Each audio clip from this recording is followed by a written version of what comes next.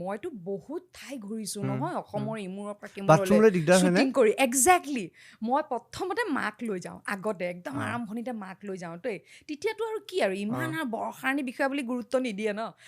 বৰষাৰণী আহিব মোক তো মাক লৈ যাওঁ প্ৰথমতে মাক কওঁ মা বাথৰুমটো চাই আছোঁ তাৰমানে বাথৰুমটো যদি লেতেৰা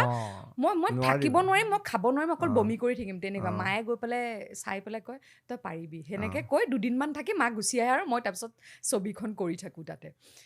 গতিকে বাথৰুমটো মোৰ কাৰণে খুব ইম্পৰ্টেণ্ট আৰু এটা খুব ইণ্টাৰেষ্টিং ঘটনা আছিলে মই ক'ৰবাত কৈছিলোঁ অতি মানে থিয়েটাৰত যে ঘূৰি ফুৰোঁ সেইটো সদায় মই আগতে কৈয়ে থওঁ আৰু দেই অৰ্গেনাইজিং টিমক যে মোৰ বাথৰুমটো ভাল হ'ব লাগিব